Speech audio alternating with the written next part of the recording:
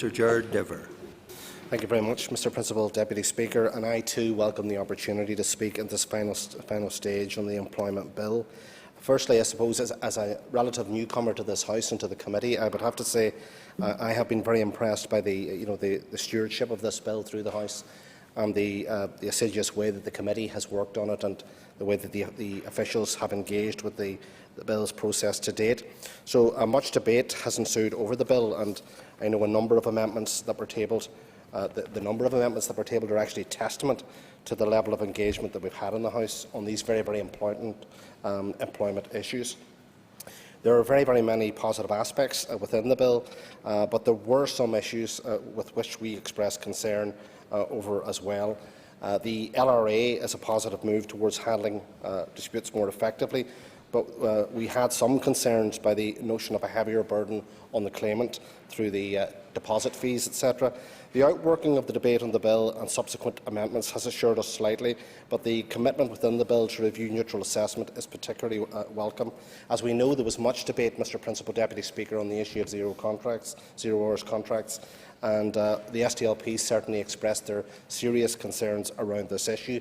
I personally believe that it is shocking that we have 28,000 workers in Northern Ireland employed on 0 hours contracts, 40% of which are actually aged below 25, which is the group where the NEETs people are as well. So otherwise, many of these people, we would expect them to be in that group. So they're particularly vulnerable, and I think it is appropriate, as Mr Flanagan has said, that we should, at some stage in the new mandate, try to turn our attention to addressing this issue more effectively.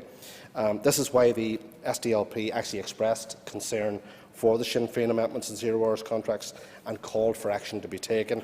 That being said, I would accept the Minister's comments that perhaps it might have been better had we been able to deal with this on the face of the bill, but I think that such is the injustice around this issue, that I think it would have been worth trying to drive forward whatever change we could bring about in relation to 0 hours contracts.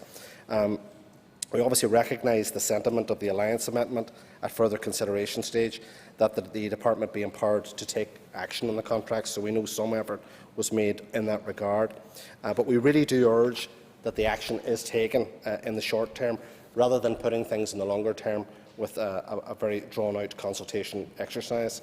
We would also welcome the bill's enabling powers around tribunals, and I know there was quite a bit of discussion around that issue as well. And it brings the regulations on tribunals into line with current practice, permitting the chairman of tribunals to be referred to as employment judges. This, amongst a whole raft of procedures, will be a positive step to creating better conditions for those who find themselves in an employment dispute, where people rightly can expect and hope that they will get the level of justice that they should through a tribunal. So, Mr Speaker, much of the bill follows in this way as positive reinforcement of the employment rights of the worker. As it is late in the mandate, attempts were made to include other things within the bill, and much of the debate actually became about these issues. So it's clear within the scope of the bill that many more issues still remain unresolved, and I genuinely hope that these things, like the gender pay gap, like the issue around 0 hours contracts, that we will actually see movement on those issues in the not-too-distant future. So I look forward to seeing how the bill will actually look in practice, and I await the results. I await the results of the review into the early conciliation and neutral assessment to ensure that they are not overly onerous or unfair on the individuals concerned. So thank you very much indeed. Thank you.